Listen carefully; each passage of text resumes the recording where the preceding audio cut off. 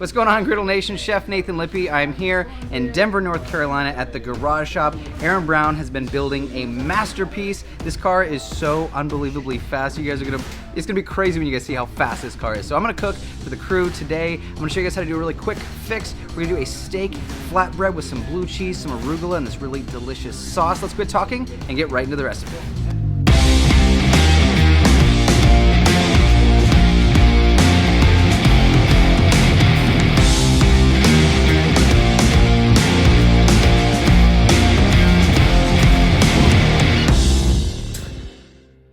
All right, this really is a simple dish. The first thing I'm gonna do is get started on our steak. I got some super thick New York strip steaks. I'm gonna drizzle just a bit of olive oil over the top with some of our steakhouse seasoning. This is so rich, so wonderful. You guys can find it at Walmart or at blackstoneproducts.com. We're gonna season both sides. All right, that is beautiful. We wanna make sure every single inch of our steak is there. Now we're gonna put it down on our flat top, and you hear that sound. That is exactly what we want. It's all those proteins caramelizing, unbelievable. Let's let that cook for just a few minutes. Now let's get to our sauce. It's really, really simple. We're gonna take a bowl, we're gonna add just a bit of mayo. We're gonna chop up some fresh herbs. Using fresh herbs is it's like taking your flavor game to a whole nother level. So we're using some fresh rosemary, some fresh thyme. We're gonna chop that up nice and small, add that to our mayo. We're gonna squeeze the juice of one lemon. We're also gonna add some more of our steakhouse seasoning. Give that a mix till it's nice and evenly incorporated.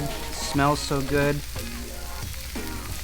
Dang, that is absolutely delicious. Check out these beautiful steaks. Give those a flip.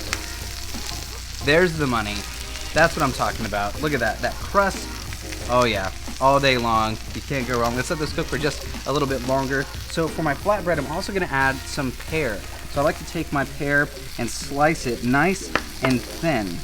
I like to cut it in half and then in half again so we can get rid of those seeds, and then slice it very, very thin as you can. We don't want this to be a big bite of pear. We just want kind of that little flavor essence of pear, just really accent the beef. All right, those look great. Now here's a little trick I like to do with my steaks. These are just about done. They're looking absolutely gorgeous. I like to flip them up on their side so that I lean it up to the edge and I let that fat side get nice and caramelized. So I'll take it over to the edge of my griddle and then just let that cook just a little bit. We're gonna let this go for about 30 more seconds, and then we're gonna get to our flatbread. So today I'm using some pre-bought flatbread. You guys have ever had these before? They're really, really delicious. I like to toast them a little bit first. So I've got my other side of my range top set to medium. I'm gonna throw my flatbreads down, and I'm gonna let these toast just a bit. After these are cooked, that fat side starts to get nice and caramelized, just absolutely beautiful. Now we're gonna let these rest. Those need like 3 or 4 minutes to rest. Now let's give our flatbreads a flip. We want it to be nice and toasty on both sides before we add our ingredients. This is gonna help us on the texture side of things, so it's a really crispy flatbread. And once these are toasted, they're looking pretty good, just a little crisp on both sides. We're gonna move them over to our resting rack. And this is gonna keep them warm. It's gonna toast up the bottoms just a little bit more and give us some time to build our flatbread. Let's take this last one over here to our cutting board, and we'll go ahead and start building it. And we're gonna take a little bit of that sauce that we made earlier and go right down on the bottom. Not too much, there's a lot of flavor in here. Most of the flavor we want is coming from the steak, not from our sauce. So just gonna add a little bit more flavor to it, just like that. If you're at home, you're making these, someone comes over, I mean, you got people around right now, what do you guys think? It looks delicious. Awesome. We had to move over here to watch you fully prepare this.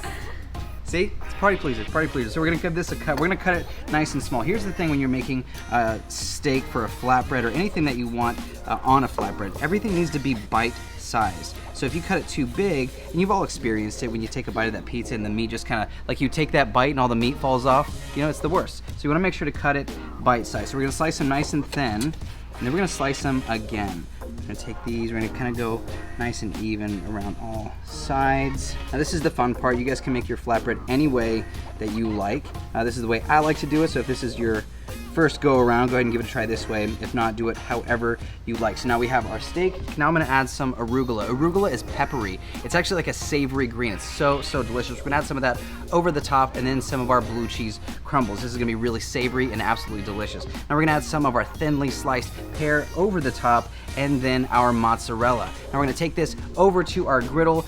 We got it like medium-low heat. We want that bottom to stay nice and crispy, but we wanna give it a chance for the cheese on top to melt. So we're gonna put a dome on top, let that go, and when it's crispy and finished, it is time to eat. Let's cut it up and give it a try. All right, the very last thing that I like to do is add just a bit of balsamic. We've got all of this savory happening with all of our flavors in our flatbread. This little bit of sweetness is really gonna take it through the roof. So we're gonna do a little drizzle, and that is it. It's time to eat, my friends. Whether you're feeding 2 people or a ton of people, this is a really simple and delicious recipe. You got the sweet, the savory. Crazy delicious. So many different things going on. This is a really fun recipe. If you guys want this one and a ton more, go to blackstoneproducts.com. I'm your host, Chef Nathan Lippy. I'll see you guys in the next video.